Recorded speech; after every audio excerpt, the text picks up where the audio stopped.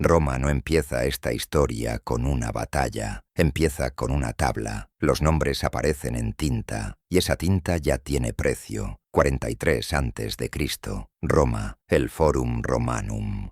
El amanecer se desliza sobre el foro como una hoja fría. Las losas guardan la humedad de la noche. Una tabla de madera se alza cerca del corazón cívico, donde los rumores normalmente mueren o se multiplican. Hoy, el rumor se vuelve texto. La gente llega temprano. No multitudes, grupos, leen sin hablar. Las bocas se tensan. Un dedo sigue una línea. Se detiene, se aparta como si la madera quemara. Una mujer tapa los ojos de su hijo sin apartar la vista ella misma. Un hombre que ha discutido en esta plaza durante 20 años, de pronto no consigue formar una frase. Unos pasos cortan el aire. Sandalias sobre piedra, hierros sobre cuero. El sonido es constante, oficial, practicado. No es una turba, no es un motín. Es una patrulla, y en el espacio entre un aliento y el siguiente, el foro deja de ser plaza. Se convierte en cartel para los vivos y libro de cuentas para los que están a punto de morir. Una orden, una lista, y de pronto tu casa deja de ser refugio. Luego lo llamarán restauración. Luego dirán que la República requería medidas de emergencia. Y el título formal, 3 hombres para reconstituir el Estado, intentará sonar a limpieza. Lo primero que Roma aprende aquí no es un nombre nuevo para el poder, es el tiempo. Porque la lista del foro no es el comienzo. El comienzo ocurrió antes de que nadie pudiera prepararse, antes de que alguien alcanzara una puerta con la maleta limpia de culpa,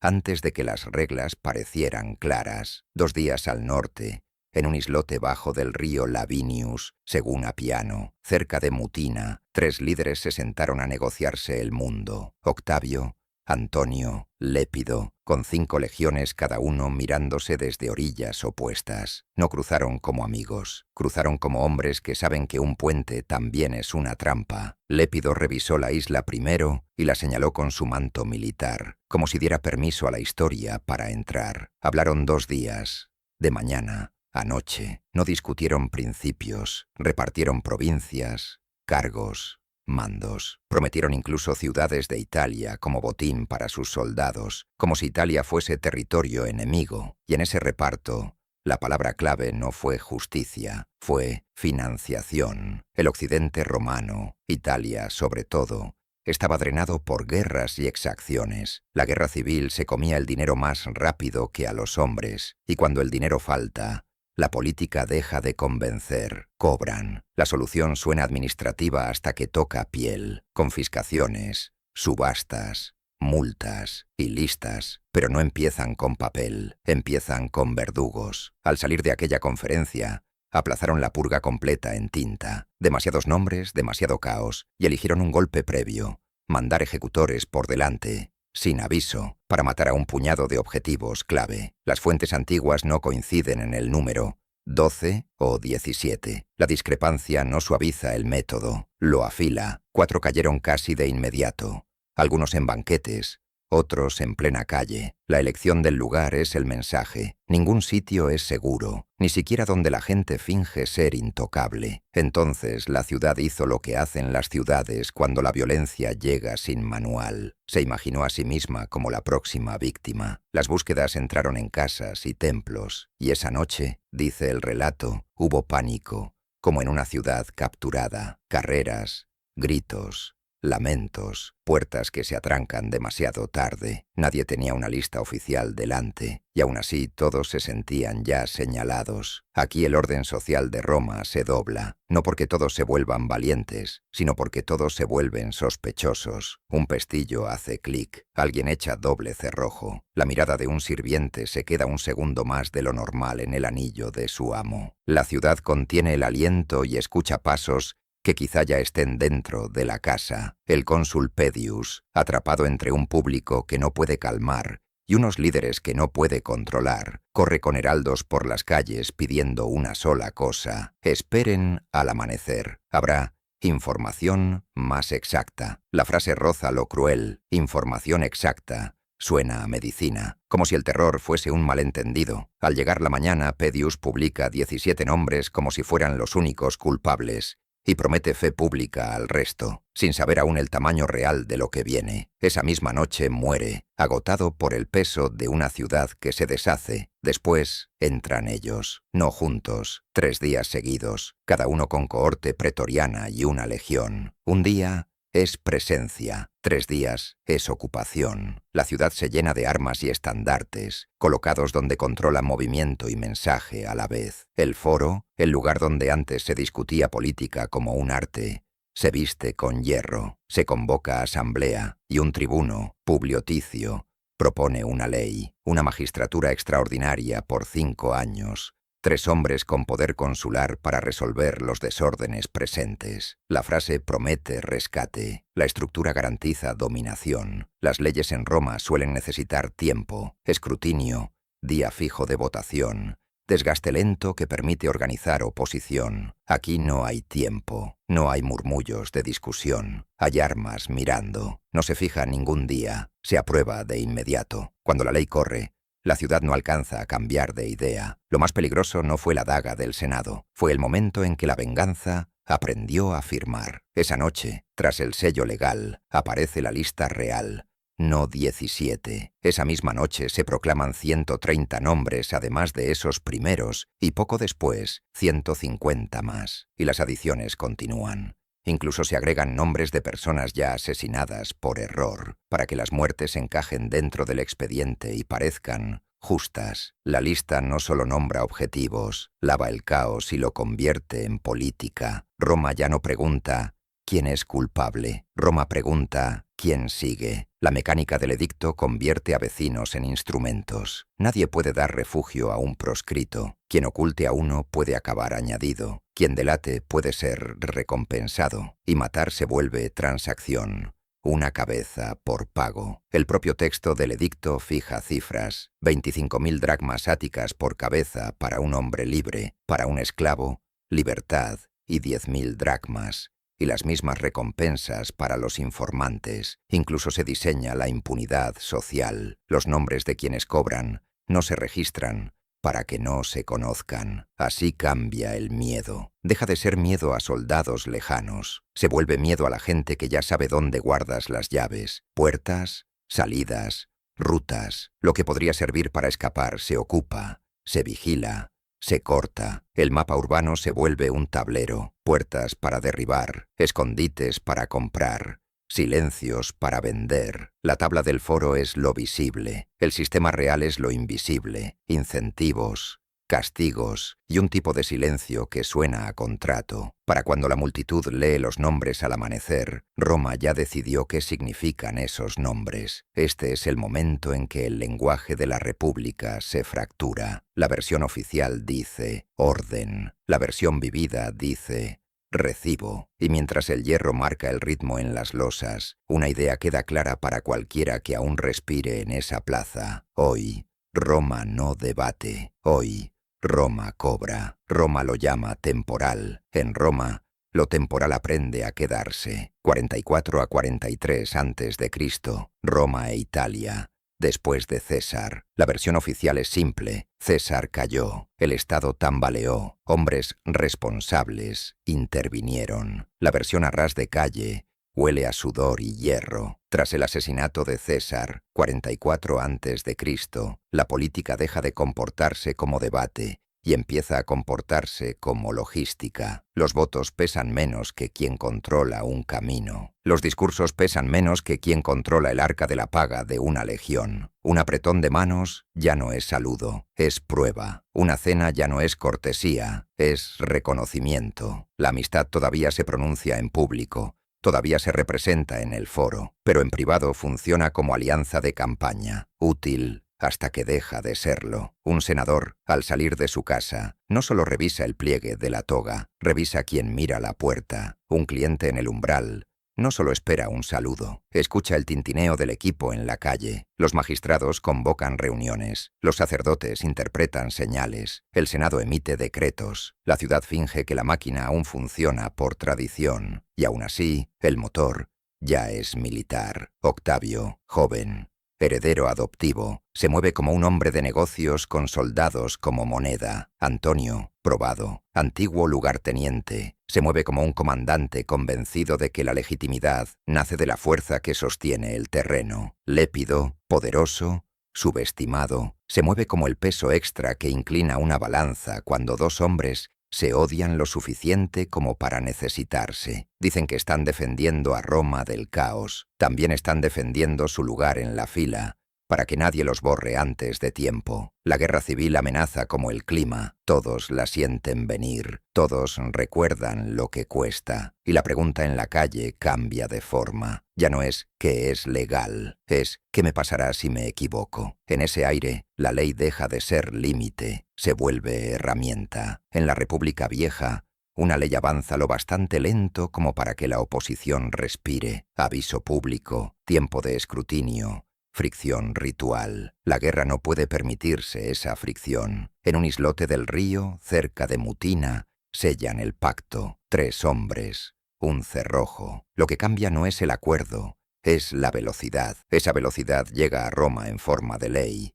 Un tribuno propone la ley habilitante, la Lex Titia, fechada de forma estándar el 27 de noviembre del 43 A.C., que concede a 3 hombres una comisión extraordinaria para reconstituir el Estado por 5 años. Con esa ley pueden actuar como restauradores y mandar como dueños, legislar, castigar y nombrar cargos sin pedir permiso. El foro está vestido con armas y estandartes, como una ciudad tomada. La escena se vende como protección. El cuerpo entiende otra cosa. Antes del sello, un detalle mínimo hace que todo sea real. Un escriba sopla la cera.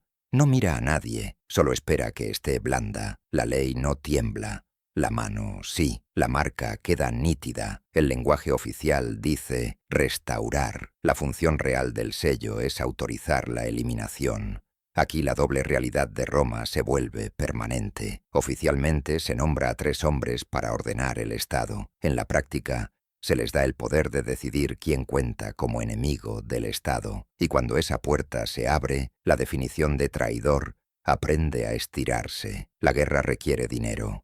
Los soldados requieren paga, los aliados requieren premios, y el Estado empieza a mirar la riqueza privada como combustible público. Una villa en una colina deja de ser hogar, se vuelve lote futuro de subasta. La plata familiar deja de ser herencia, se vuelve inventario. Una cuenta deja de ser ahorro, se vuelve financiación. La lista entonces no es moral, es contabilidad. Roma finge que esto va de castigar a los asesinos de César y a quienes rompieron la República. Pero la lista crece más allá de cualquier categoría limpia, porque el sistema no solo mata, organiza. Un edicto prohíbe esconder a un proscrito. La frase suena a justicia. En la calle se traduce distinto. Tu lealtad tiene precio. Y tu miedo también. Los incentivos hacen el trabajo sucio. La recompensa hace que la violencia encuentre manos. Y el veneno más profundo no es el dinero, es el anonimato. Que no se registren los nombres de quienes cobran, dice el diseño, para que la ciudad pueda comprar muerte sin comprar también vergüenza. Y nadie sabrá quién cobró. Ahí la traición se vuelve segura. Y entonces ocurre lo más íntimo. El miedo cambia de dirección. Un amo vigila cómo las manos de un sirviente se detienen un segundo sobre el arca familiar. Una esposa mira a un marido leer un nombre 2 veces. Un liberto escucha la respiración de su patrón en la oscuridad. La tabla del foro es terror público. La casa se vuelve terror privado. Las calles se vuelven canales que embudan hacia controles. Las puertas se vuelven lugares donde un rostro puede tener precio. Los puertos se vuelven molinos de rumor, donde el nombre de un hombre viaja más rápido que su barco. Y Roma se hace la única pregunta que importa. Si hoy hay precio por una cabeza, ¿cuánto valdrá mañana tu silencio? Porque el siguiente paso no es otra ley, es otra conducta. La caza se mueve del tablón a las habitaciones donde la gente duerme, donde el único sonido es el clic del pestillo, y lo que se cierra no es una puerta, es la confianza. Los triunviros la llaman restauración. La restauración llega con precio. 43 a.C., Roma. Dentro de las murallas se lee el decreto, y el foro, que antes discutía, Ahora escucha como un acusado. No darás refugio a los proscritos, no los esconderás, no los moverás por tu casa como contrabando. Ayudar se convierte en delito. La versión oficial es limpia. El Estado caza enemigos. La versión real es íntima. El Estado recluta testigos dentro de tu casa. Cada puerta se vuelve un control. Incluso cuando no hay ningún soldado presente, un hombre desliza el cerrojo y lo mantiene un segundo de más. Una mujer cuenta las llaves 2 veces, no para confirmar que las tiene, sino para confirmar que otra persona no las tiene. Un niño oye a los adultos susurrar y aprende una gramática nueva. Los nombres dichos en voz baja son nombres que pueden matarte. La segunda línea del edicto endurece la columna de Roma. Cualquiera que ayude puede ser añadido a la lista. La ciudad lo entiende al instante. Esto no es solo cazar condenados, es cazar la red que los rodea. Un amigo que ofrece agua se vuelve sospecha. Un liberto que presta un carro se vuelve cómplice. Un primo que ofrece una cama se vuelve delito. Y luego llega el otro motor, el dinero. La recompensa es específica, casi burocrática. Un hombre libre recibe 25.000 dracmas áticas por entregar evidencia. Un esclavo, libertad y 10.000. Los delatores cobran lo mismo. Las cantidades no discuten moral, diseñan hambre. Un panadero escucha un nombre y calcula cuántos hornos podría comprar. Un cargador calcula cuántos años no cargaría el peso de otro. Un esclavo doméstico lo oye y siente una posibilidad subir por la garganta como una oración prohibida. Roma siempre ha tenido informantes. Aquí los convierte en profesión. Las primeras traiciones no parecen teatro, parecen rutina. Un hombre se encuentra con un amigo en una esquina. Habla bajo, como si fuera consejo. Sus ojos, sin embargo, regresan una y otra vez al anillo, a la tela fina, a la vida que puede convertirse en recompensa. Vuelve a casa y finge dormir mientras ensaya una historia. Un sirviente dobla un manto y nota que falta la bolsa de viaje. No dice nada, solo vigila la puerta y el camino, esperando el instante en que el miedo de otro se convierta en escalera para salir de la servidumbre. La lealtad se vuelve mercancía. Los hombres de los triunviros se mueven con calma de cuartel, patrullas en las puertas, vigilantes cerca del puerto, escuadras donde convergen los caminos. Roma se llena de armas y estandartes como un lugar capturado. La palabra oficial es estabilidad, el lenguaje visual es ocupación. La tabla del foro se actualiza, aparecen nombres, algunos desaparecen, algunos reaparecen en adiciones posteriores, como si el Estado se corrigiera en público, y ahí nace el nuevo pánico, el pánico de la corrección. Un hombre lee y no encuentra el nombre de su amigo. Exhala, sigue leyendo, porque el alivio ahora es sospechoso. ¿Qué significa no estar hoy? Lee hasta que le escuecen los ojos, hasta que las letras se difuminan, hasta que empieza a creer que la tabla lo está leyendo a él. El giro psicológico llega en silencio. Dentro de los hogares, Roma empieza a temer más a quienes conocen sus escondites. Los pasos más peligrosos a veces son descalzos. Un proscrito se desliza a un cuarto trasero, detrás de una pila de ánforas. La familia que lo esconde ha hecho lo que la República antes aplaudía: valentía privada por principio público. El edicto reescribe esa valentía como traición. El dueño no confía en el portero no confía en la cocinera no confía en el esclavo que saca los desechos al callejón. Una palabra pasa de boca en boca y acaba donde siempre acaba ahora, en la mesa de un escriba. Y entonces se rompe el tejido más antiguo de Roma. La historia oficial dice que los traidores están aislados. El resultado práctico es que redes enteras se vuelven deuda. La seguridad, patronos, clientes, amigos de amigos, se agrieta bajo el peso de una sola frase: si ayudas, caes con él. La calle aprende el nuevo gesto: mano por recibo. Una cabeza se convierte en recibo,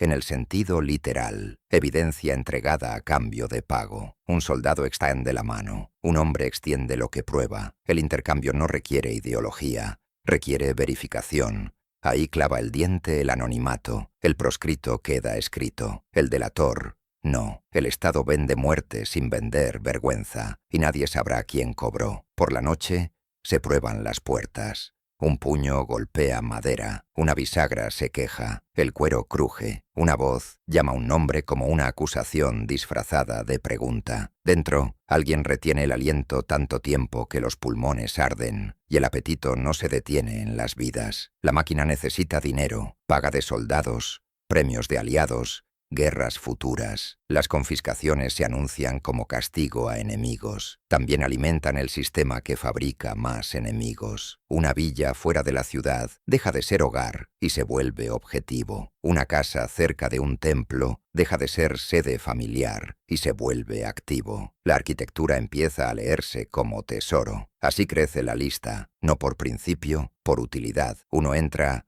porque es culpable, otro entra porque su casa está en el lugar correcto, su tierra llena el hueco correcto, su riqueza encaja con una necesidad. Traidor se vuelve una palabra flexible, no por filosofía, sino por conveniencia, y la ciudad por fin se siente como lo que es, un tablero de caza, puertas vigiladas, salidas contadas, tejados escalados, túneles susurrados. A veces alguien improvisa con honor, a veces con egoísmo, a veces con ambos. Un hogar esconde a un amigo proscrito y arriesga todo por dignidad. Otro hogar convierte a un patrón proscrito en pago y lo llama necesidad. La política del Estado obliga a la vida privada a decidir qué clase de ciudad habita, y entonces el sistema toca carne. No un rumor, un rostro. En la tabla cae un nombre como un hacha, un excónsul, un viejo orador. Intenta cruzar una calle estrecha con el manto alto, como si la tela pudiera borrar la fama. Lo reconocen, no por el rostro, por el silencio que deja cuando aparece. Nadie grita, nadie lo defiende, nadie lo delata en voz alta. Solo alguien se aparta lo justo para mostrar la ruta, y el viejo entiende lo que Roma ya aprendió. El miedo también sabe señalar, porque Roma no solo publicará nombres, va a ponerles precio, y el primero que lo aprenda será alguien a quien Roma creía intocable. Roma colgó nombres en el foro. El ajuste de cuentas nunca fue pensado para quedarse en lo local. Las provincias aprenden una regla nueva. La distancia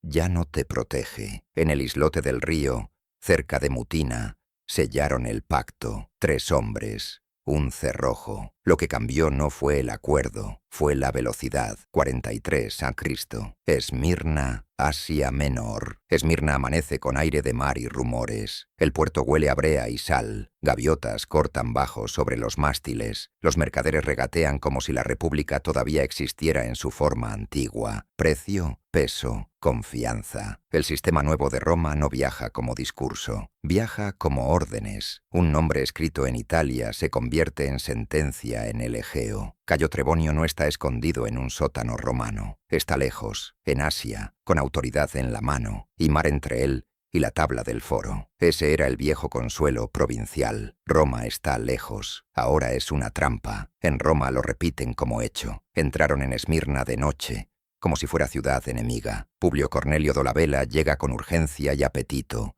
moviéndose como quien entiende que la velocidad también mata. Trebonio intenta hacer lo que se hace en provincias cuando algo amenaza: observar, medir, ganar horas. Envía un pequeño destacamento a vigilar la marcha. La cautela supone reglas. Dolabella vive de romperlas. Cae la noche. La sospecha se afloja. Los vigilantes se dispersan. Quedan unos pocos, demasiado pocos, cansados, humanos. Dolabella embosca al destacamento y luego se vuelve hacia la ciudad mientras Esmirna se cree segura tras la rutina. No es una gran batalla, es un momento sin guardia, una puerta menos vigilada, un muro que parece escalable en la oscuridad, un relevo que llega tarde. Dolabella entra por sorpresa y entonces el castigo deja de parecer justicia y empieza a parecer mensaje. Trebonio cae en Esmirna, lejos de los rostra, lejos del teatro republicano. No lo mata en combate, lo procesa como ejemplo, y la tradición antigua no se conforma con decir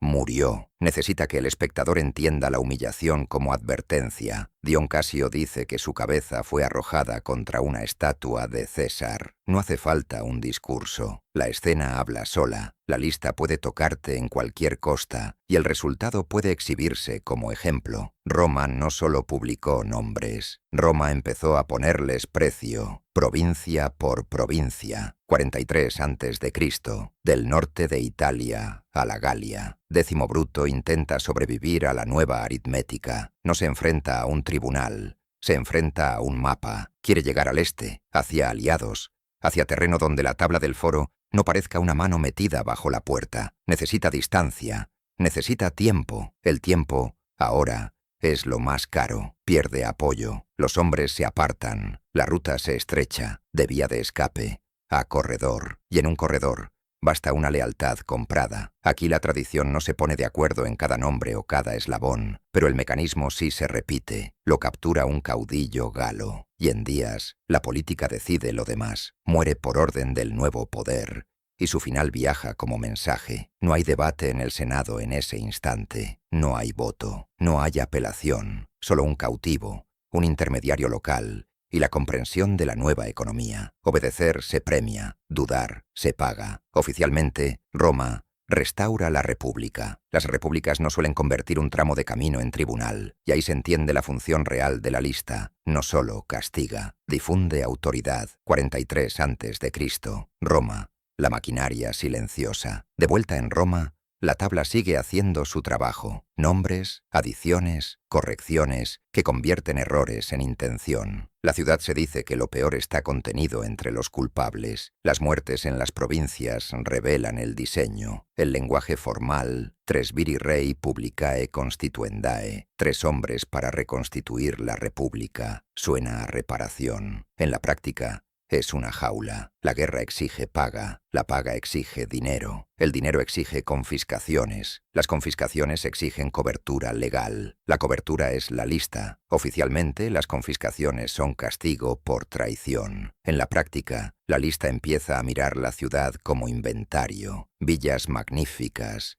residencias en la urbe, tierras que encajan con una necesidad inmediata. Un nombre se vuelve orden, una orden se vuelve casa, una casa se vuelve lote de subasta, un lote se vuelve nómina, y la nómina compra la fuerza que hace cumplir la lista. Por eso importan Esmirna y el camino galo. No son anécdotas, son pruebas de concepto. Oficialmente, se elimina a los traidores. En la práctica, podemos alcanzarte en cualquier parte. Un gobernador la lee y recalcula su lealtad. Un consejo municipal la lee y decide qué retratos retirar. Un hogar la lee y empieza a dormir ligero, con los oídos abiertos, porque el miedo ya no viene solo de fuera. Roma ya no improvisa, Roma estandariza, y la pregunta para cualquiera que todavía respira deja de ser ¿qué hiciste? Se convierte en ¿cuánto vales? ¿Vivo? ¿Muerto? ¿O confiscado? Roma dice que las proscripciones son justicia. Los números, en cambio, empiezan a comportarse como una contabilidad. 43 a 42 a.C., Roma, los patios de subasta y las salas de registro. Los triunviros tienen legiones que pagar, aliados que mantener, enemigos que disuadir. Roma tiene un tesoro que no alcanza para lo que se promete a gritos en los campamentos. La versión oficial lo llama emergencia de Estado. Y aún así, incluso las emergencias necesitan recibos. Un escriba calienta cera sobre una llama pequeña. La cera huele levemente dulce, como resina. Un sello cae con presión y deja una marca nítida. La tablilla queda lo bastante legal como para que un robo empiece a sentirse autorizado. Un soldado la toma sin reverencia, con el agarre práctico de un hombre que está sosteniendo un sueldo. La lista deja de ser una línea moral, se vuelve una cadena de liquidación. No basta con matar, hay que convertir, confiscar casas, campos, villas, muebles, plata, esclavos, incluso los objetos pequeños que gritan estatus. Todo pasa a valor, todo pasa a moneda. Oficialmente, la confiscación es castigo para traidores. En la práctica, los objetivos empiezan a reflejar lo que el Estado necesita. Roma empieza a sentir un patrón nuevo. La riqueza atrae sospecha como el metal atrae el rayo. Una villa en una colina ya no es paz privada, es un activo. Una casa cerca de un templo Ya no es historia familiar, es una línea marcada para liquidación. Los ojos del Estado recorren la ciudad como los de un agrimensor, midiendo valor, no virtud. Y la calle aprende a leer la arquitectura como peligro. Una puerta con pintura fresca parece dinero. Un patio con mármol parece dinero. Un establo lleno de caballos parece dinero. Deja de ser admirable, empieza a ser visible. Y visible, en esta Roma, es una forma de vulnerabilidad. Empiezan las subastas. El plano general es público. Una multitud, una tarima, un subastador con voz fuerte entrenada para sonar neutral. El plano micro es privado. Una lámpara de bronce de una familia cargada por un desconocido, todavía tibia por la llama de anoche. Oficialmente las subastas son ordenadas. El orden es lo que queda cuando la violencia ya hizo su trabajo. La multitud puede comportarse como si esto fuera comercio, no conquista. Un hombre puja por una casa junto a la que pasó durante años. Levanta la mano rápido. No por codicia, por urgencia. Si no la compra él, la compra otro. Y si la compra otro, ese otro no gana solo una propiedad, gana una conexión con el régimen. Comprar se vuelve una promesa. Un vecino ofrece poco por la tierra de un proscrito, fingiendo que el precio refleja la realidad. La cara del vecino se mantiene calmada. Esa calma es el escándalo. Roma está aprendiendo a tratar vidas robadas como mercancía rebajada. Y el sistema no funciona solo con compradores.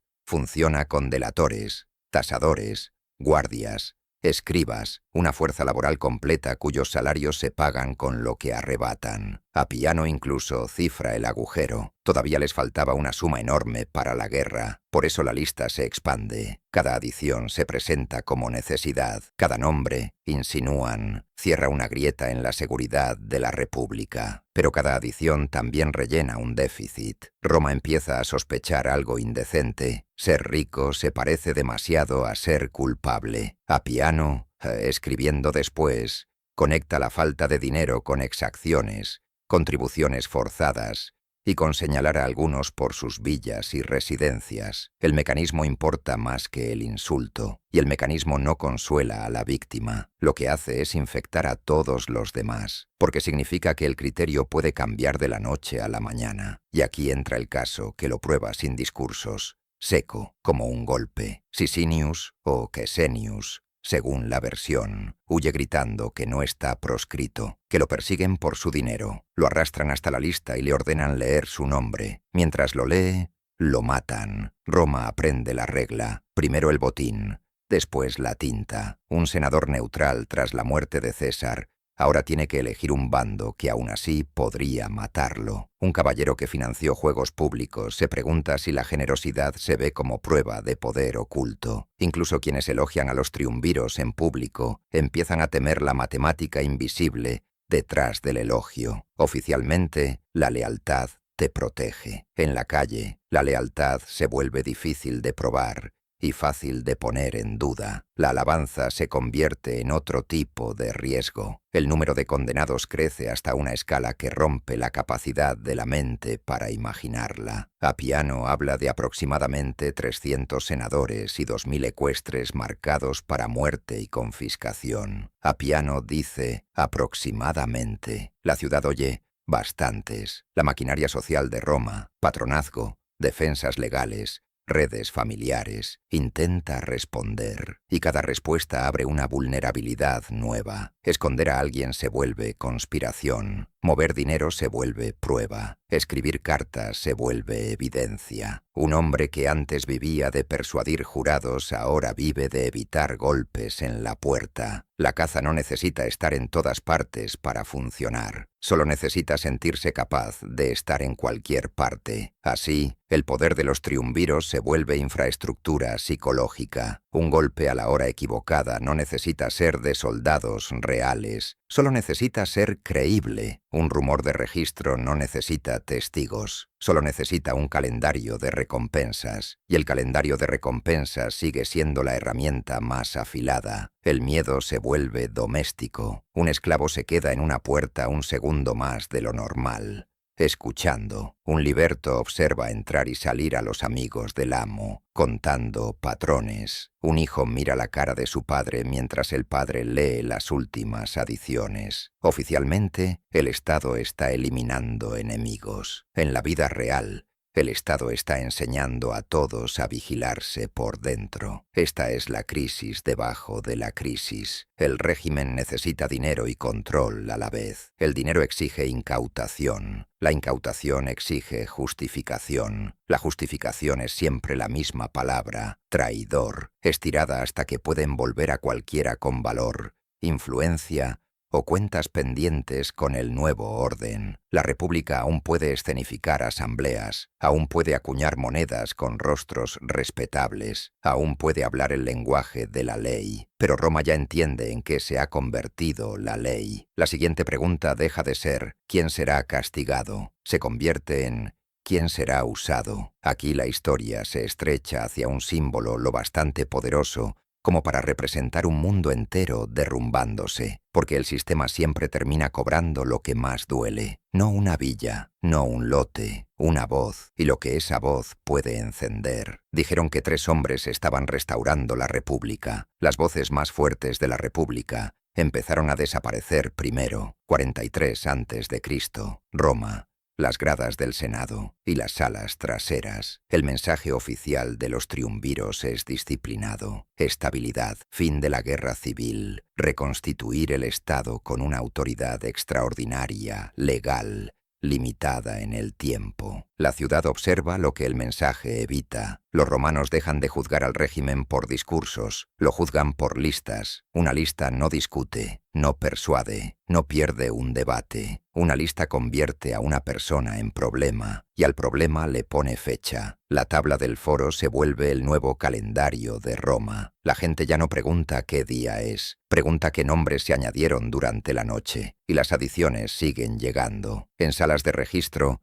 los escribas trabajan a la luz de lámparas, la cera se calienta, los sellos se estampan, la tinta se seca, afuera las patrullas se mueven como metrónomos, doblando esquinas según horario, haciendo que las calles se sientan medibles. La versión oficial dice que el orden ha vuelto. El orden es lo que una ciudad llama a esto cuando el miedo se vuelve predecible. La previsibilidad se convierte en el verdadero producto del régimen. Un ciudadano aprende qué puerta está vigilada. Un mercader aprende qué callejón es más seguro. Un esclavo aprende qué soldado acepta qué soborno. El instinto de supervivencia de la ciudad se vuelve un mapa de compromisos, y los incentivos siguen reescribiendo el mapa. Ninguna ruta permanece segura demasiado tiempo. Puede esconderse y convertir a su amigo en cocriminal. Puede huir y encontrar puertas vigiladas. Puede pagar y descubrir que la traición sale más barata que la lealtad. El sistema no solo persigue cuerpos, disuelve la confianza. Los triunviros afirman que están cazando enemigos del Estado. Enemigo es una palabra que puede ensancharse sin cambiar su ortografía. La ciudad empieza a notar quién es más vulnerable. Gente con propiedades,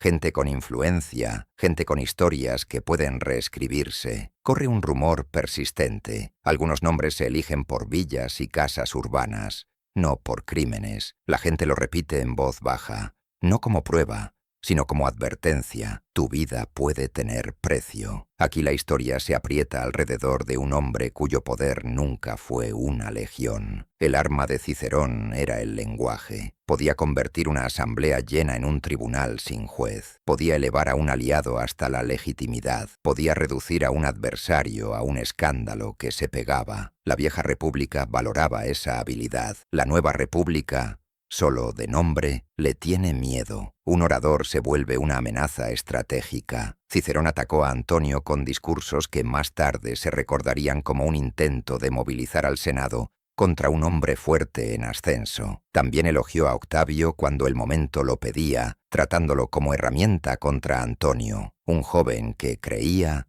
se podía guiar. Las herramientas crecen manos. Cicerón se convierte en el tipo de testigo que los triunviros no pueden permitirse. Oficialmente, las proscripciones apuntan a traidores. La lógica vivida sugiere otra cosa: retirar a quienes puedan organizar oposición, moldear memoria pública, avergonzar al poder hasta imponerle límites. La lista no solo mata, apaga voces. La pregunta que el espectador sigue haciéndose, sin que se la digan, es simple. Si de verdad 3 hombres están restaurando una república, ¿por qué necesitan comprar silencio? El silencio es lo que hace segura la confiscación. Por eso el nombre de Cicerón empieza a sentirse inevitable. Los sensores sociales de la ciudad lo captan antes de que la tabla lo confirme. Un liberto oye a un escriba mencionarlo al pasar. Un senador oye un susurro bajo un pórtico. Un cliente lo escucha de un soldado que sonríe con demasiada facilidad. El rumor se comporta como un borrador del futuro. Cicerón no está en el foro leyendo la lista, está en su casa,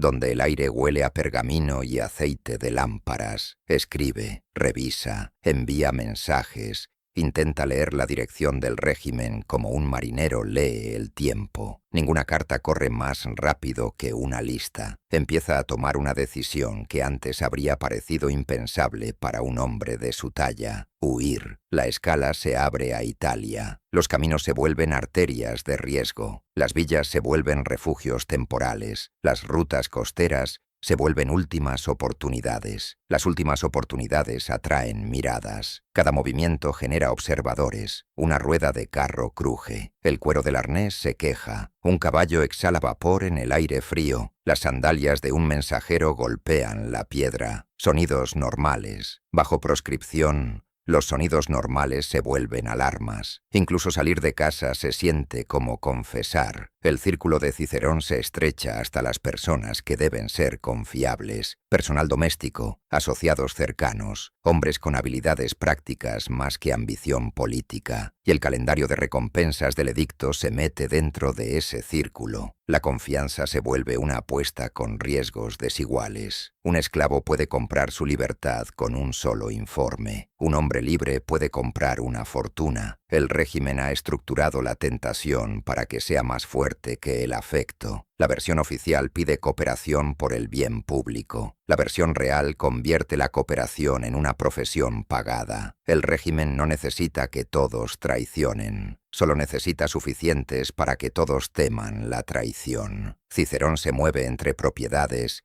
intentando adelantarse a patrullas y delatores. Considera el mar, el único espacio que aún se siente como distancia abierta. La distancia ya no protege al condenado. La costa se vuelve otro corredor. Se pueden vigilar botes, se pueden cerrar puertos, se puede sobornar a capitanes, se puede prometer recompensa a marineros. Incluso el clima se vuelve enemigo, porque obliga a retrasos que lo exponen al ritmo de la lista. Dentro de Roma, la presencia de la tabla reconfigura la conducta. La gente practica no darse cuenta, practica no ser vista, practica una ignorancia plausible, y la ignorancia se vuelve peligrosa en un sistema que castiga la ayuda. La gente se vuelve proactiva en la autoprotección, a veces de manera cruel. Un hogar niega la entrada a un viejo amigo, no por odio, sino por miedo a ser añadido. Un hombre rechaza a un cliente desesperado, no por indiferencia, sino por cálculo. El mayor logro del régimen es social. Hace que los ciudadanos hagan cumplir la política dentro de su propia conciencia. Esto es lo que los triunviros llaman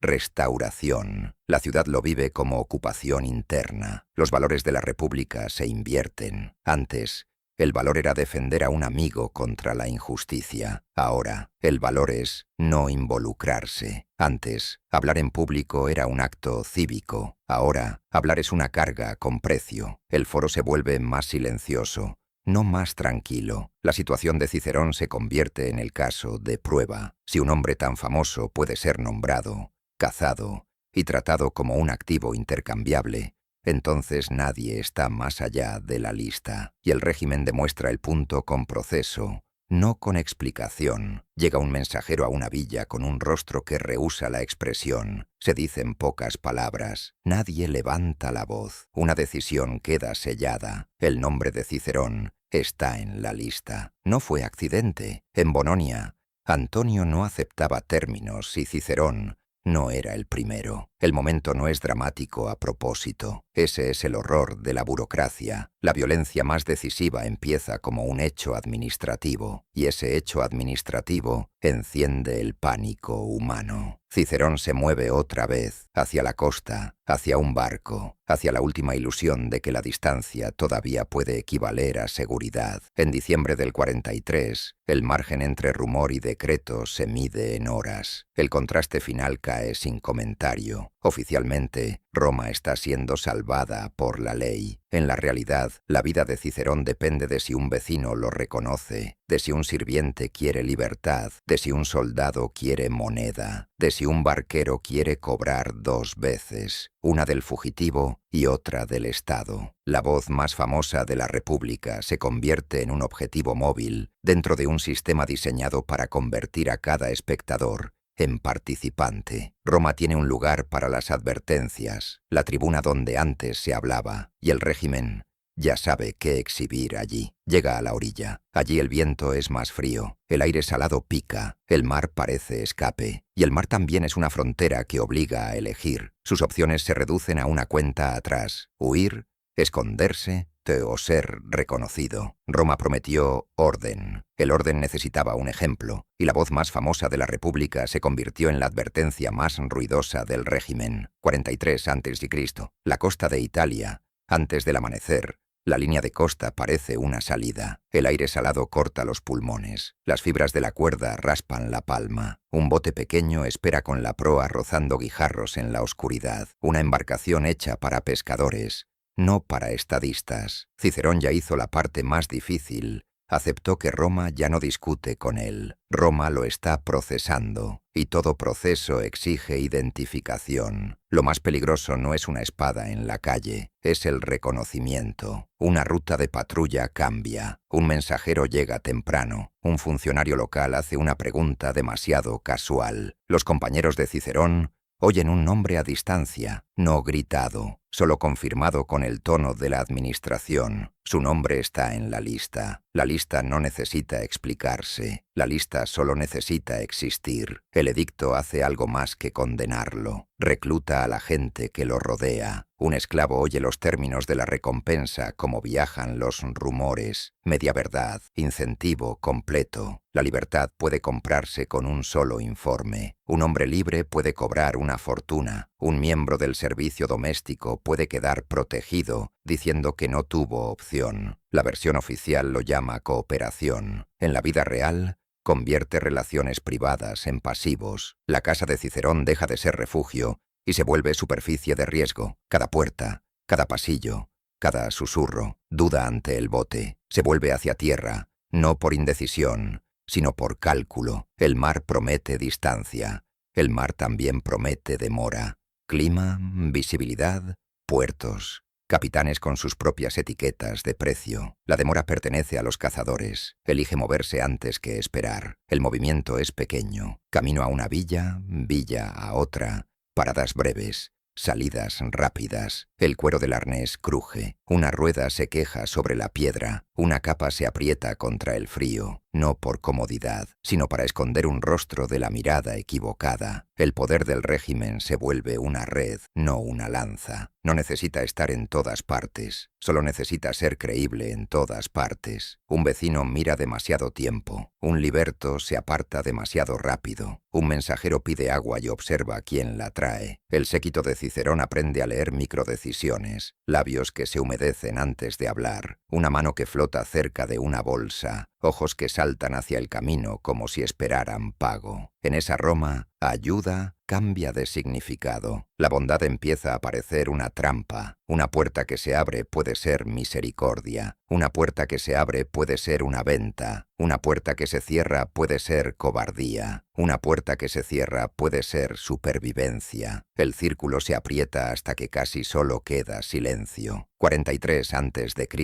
Roma, el foro, mediodía. Mientras Cicerón se mueve, la tabla del foro sigue haciendo su violencia silenciosa. La gente la lee como antes leía recuentos electorales. Lee por amigos, lee por patronos, lee por enemigos, lee por sí misma. La postura oficial es obediencia. Se publican nombres, avanza la justicia, vuelve la estabilidad. La realidad vivida es una ciudad leyendo su propio obituario por entregas. Cada adición enseña la misma lección. La lista puede crecer. Cada corrección enseña otra. El Estado puede reescribir errores y convertirlos en intención. Cada nueva proclamación confirma lo que todos ya sienten. La ley se volvió una máquina capaz de acelerar. 43 antes de Cristo. La aproximación final. Es diciembre del 43 antes de Cristo, cerca de Formiae. La distancia ya no significa nada. Cicerón no es encontrado por filosofía,